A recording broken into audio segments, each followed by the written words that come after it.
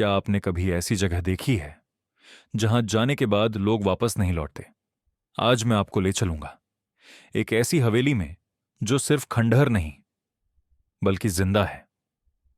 इस कहानी को अंत तक सुनना, क्योंकि आखिर में जो होगा वो आपकी रूह तक हिला देगा। शहर से बहुत दूर, जहां मोबाइल नेटवर्क तक काम नहीं करता, वहां एक घना जंगल है और उसी जंगल के बीच खड़ी है एक टूटी फूटी जली हुई हवेली। दिन में भी वहां सूरज की रोशनी ठीक से नहीं पहुंचती। रात होते ही हवेली से रोने, हंसने और चीखने की आवाजें आने लगती हैं। गांव वाले कहते हैं वो हवेली जिंदा है। 20 साल पहले इस हवेली में ठाकुर रुद्र प्रताप सिंह रहता था, एक निर्दयी इंसान जिसके गुस्से से पूरा गांव कांपता था। उसकी बेटी रानी मासूम, शांत, लेकिन हमेशा डरी हुई। एक रात गांव वालों ने हवेली से रानी की चीखें सुनी, बचाओ, मुझे मत जलाओ। फिर पूरी हवेली आग में जल उठी। सुबह ठाकुर जिंदा था, लेकिन रानी हमेशा के लिए गायब। आज के समय में आरव, एक हॉरर यूट्यूबर, उस हवेली पर रात बिताने का फैसला करता है। उसके साथ होती है उसकी दोस्त मीरा। गांव वाले रोकते हैं, मत जाओ बेटा, वहां से कोई वापस नहीं आया।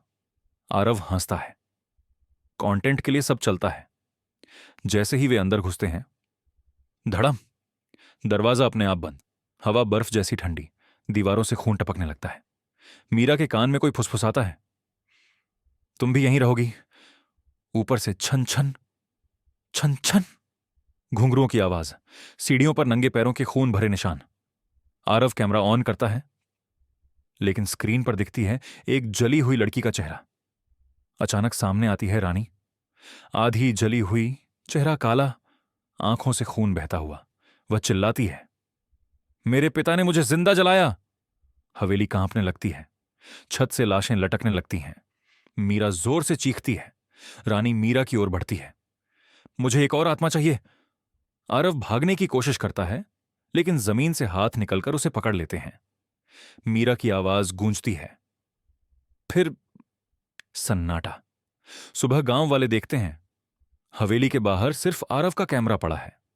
कैमरे की आखिरी रिकॉर्डिंग में रानी की आवाज आती है, अब यह हवेली कभी खाली नहीं होगी।